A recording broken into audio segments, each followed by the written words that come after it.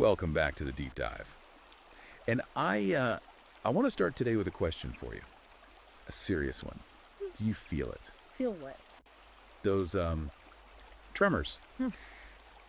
in the bedrock of your existence. And I'm not talking about geology here. I'm Right. talking about that seismic shift, that feeling that civilization isn't just evolving, but, actively devolving. Oh, yeah. That visceral sickness in the gut of society Exactly. where logic seems to have been, I don't know, traded for feelings. Traded for feelings, yes. Mhm. And if you've ever felt that, but you didn't have the words for it or the surgical tools to really dissect what's happening, then today's deep dive is going to be a massive red pill moment for you. We are reviewing the explosive new ebook Assemblywomen, Aristophanes, in 391 BC, mapped out what happens when women vote by Conrad Riker. That's a title. It is. But before we unlock this forbidden knowledge, do me a favor right now, hit that like button, subscribe. You do not want to miss what we are about to uncover. And we should probably state the mission up front here. This isn't just a history lesson. Not at all. Riker, the author, he frames this book as a manual. A weapon, really, for the manosphere, for anyone who's ready to unplug from the matrix of lies. Yeah. The goal here is to understand exactly how the West was captured, and maybe more importantly, how to exit the system. That's right. This is about survival. It's about sovereignty. Right. And look, if you want the full arsenal, you need to go to Amazon Kindle or Google Playbooks right now. Buy this ebook. He describes them as surgical tools. Surgical tools to dissect the lies of the modern world. So check that out. Now let's unpack this. The title alone, Assemblywomen, it's referencing a play from 391 BC. Yeah. Riker's core premise is, well, it's wild. He's saying the clown world we're in was predicted over 2,000 years ago. That's the central thesis, yeah. Riker takes us way back to the Greek playwright Aristophanes. Okay. In 391 BC, he wrote a comedy. It was called Ecclesiazusae, or Assemblywomen. And to really get Riker's point, you have to understand the plot, because it is eerily specific. So what happens? In the play, the women of Athens, they disguise themselves as men. Fake beards and everything. The whole 9 yards. They sneak into the assembly, and they vote to seize complete control of the state. Okay, so it's a coup via cross-dressing. But, I mean, surely they just wanted to fix the potholes, right? What happens after they take power? A utopia? Far from it. In the play, the seizure of power leads to, well, immediate radical socialism. Uncle socialism. The new female government abolishes the private family entirely. They enforce the mandatory sharing of property and even bodies. Wait, sharing of bodies, what does that even mean? Like state-mandated intimacy? Exactly. There was a specific law in the play where you couldn't sleep with a beautiful person until you had first slept with an ugly person, all to ensure equity. And Riker's point is that Aristophanes wrote this as a satire. I mean, it was an exaggeration of the absolute worst-case scenario. He was mocking the absurdity of it. But the punchline, according to Riker, is that the joke is on us. The joke is on us. We are living inside Aristophanes' nightmare. Precisely. Riker argues that what was satire in 391 BC is the reality of the 21st century. He calls it the gynocentric conspiracy. Okay. And he goes hard on the history here. He challenges that, that sanitized fairy tale we're all taught about the suffragette movement. Oh, right, the Mary Poppins version. Polite protests, sashes. The whole please, sir, may we vote Yeah. thing. Yeah. Riker paints a different picture, I take it. A violently different picture. Riker describes it not as a peaceful bid for equality, but as a terrorist arson campaign. Wow. He brings up historical records. They bombed churches, burned railway stations, slashed paintings. His argument is that this wasn't about rights. It was about trading logos. Logos. Okay, that's a key term. Let's define that for anyone who, isn't brushing up on their Greek philosophy every morning. Logos represents the masculine principle. So logic, the word, the law, the very structure of reality. Riker contrasts this with the chaotic emotional drive of the movement. And he traces this through history. He traces a syllabus of ruin, as he calls it, all the way from the Edenic Fall The original sin. to Seneca Falls in 1848, the first women's rights convention. He views this entire timeline as a rebellion against reason itself. It's a heavy reinterpretation of history. Yeah. I mean, he's basically saying we let a revolt against nature fester until it became the law of the land. That's the argument. But okay, let's move to the mechanics. Because Riker doesn't just stay in the philosophical clouds, he brings receipts, right? He talks about the ledger of ruin. Yes, and this is where the analysis gets very cold, very mathematical. The financial argument. Riker claims that the ratification of the 19th Amendment in 1920 marked the start of Western civilization's terminal bleed. He describes a parasitic arrangement between the sexes and the state. Parasitic is a strong word. How does he justify that? Because, we usually hear that everyone pays their fair share. He looks at tax revenue versus government spending over a lifetime. And if you look at the data Riker presents, men generate the vast majority of net tax revenue. Right. Men build the infrastructure, the roads, the power grids, the sewage systems. The outdoor staff of civilization, as he puts it, the guys keeping the lights on. Exactly. But the argument is that the state then weaponizes that labor. It confiscates the wealth generated by men to fund a voting bloc, women, that Riker asserts is a net negative tax contributor over a lifetime. So just to clarify for everyone listening, net negative means they consume more in state services, healthcare, benefits, than they actually pay in taxes. Correct. So Riker argues you have one group, men producing the resources, and another group, women, voting on how to spend those resources. Usually on social programs that benefit themselves. Right. He calls it a wealth transfer scheme, a pump and dump operation. From male producers to female consumers. And this ties directly into what he calls the contract of bondage, which is the family court system. Yes. Now, most guys hear family court and they think broken system. I mean, we hear the horror stories all the time. But Riker disagrees with that premise. He says the family court system isn't broken at all. He says it's functioning perfectly as designed, which is to be a wealth extraction racket. A racket. He uses the term divorce rape industry. The idea is the state incentivizes the destruction of the family unit because a broken family requires the state to step in as the provider, the surrogate husband. So the state breaks your leg so it can sell you the crutch. That's the idea. And this brings us to the altar of convenience. The book dives deep into abortion and no-fault divorce. And there's a concept here I found really striking, just from a logical standpoint: no say, no pay. Yes. Can we break that down? Because this feels like the core of his legal argument. It is, and it's a logical trap Riker sets. The argument is this. In the current legal system, a man has absolutely zero legal right to stop an abortion. Right. It is entirely the woman's choice based on bodily autonomy. She is sovereign in that decision. My body, my choice. Yeah. We all know the slogan. So Riker argues that if we accept that sovereign contract, then the inverse must also be true, just by pure logic.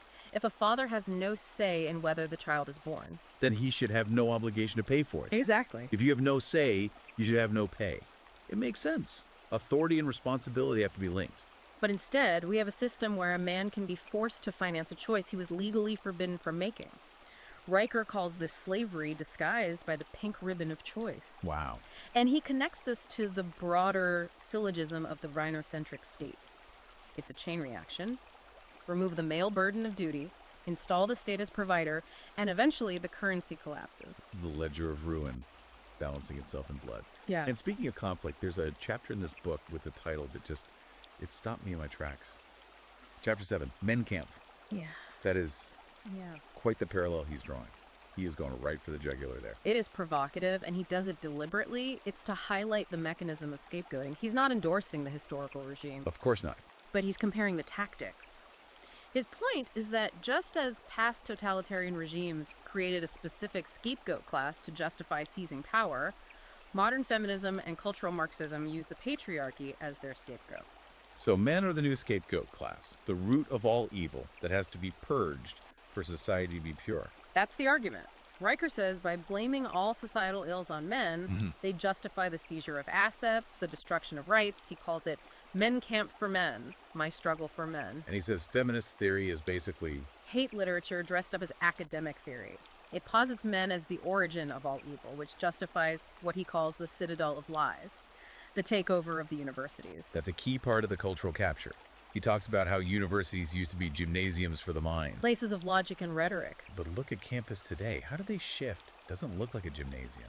According to Riker, they transformed into safe spaces for feelings. The book details the shift from empirical data to something called standpoint epistemology. Standpoint epistemology.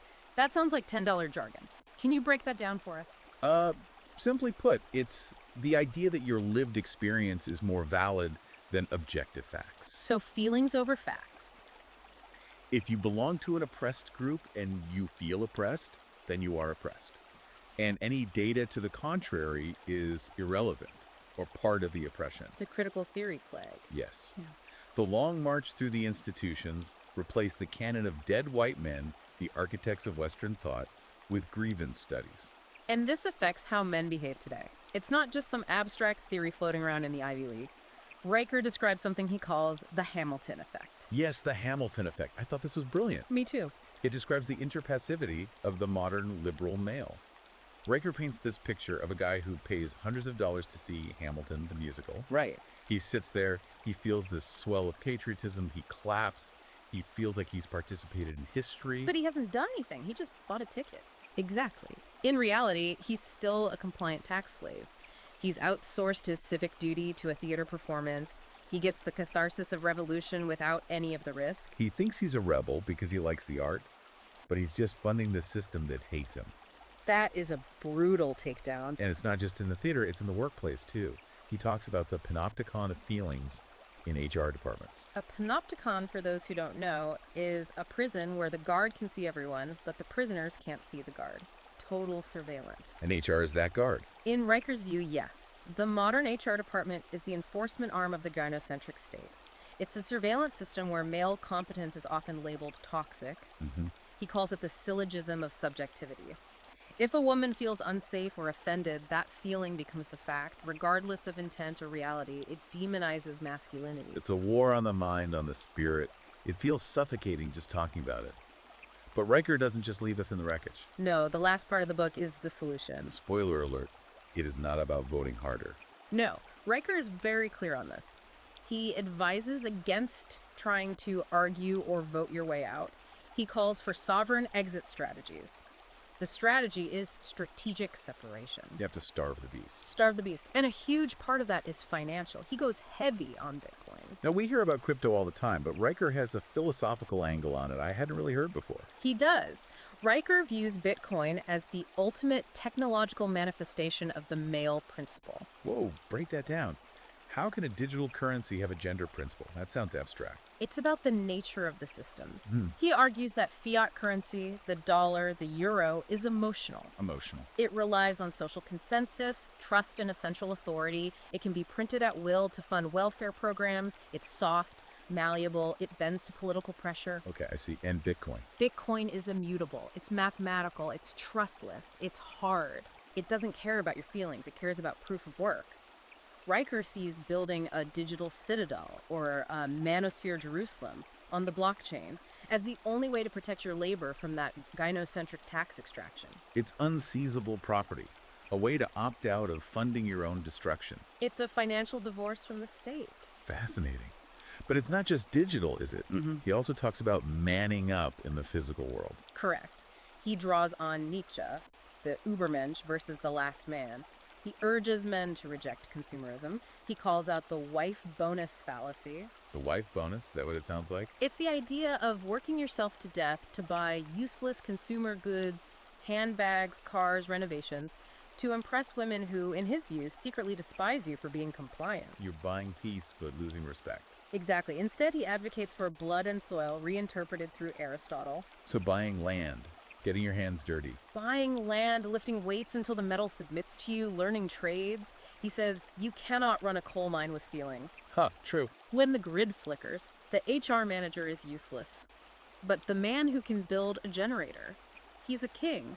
It's about returning to the architectonic necessity, rebuilding civilization on logos, on order and light. Not on eros, which he associates with chaos and darkness. Exactly. It's a call to become the architect of a new age.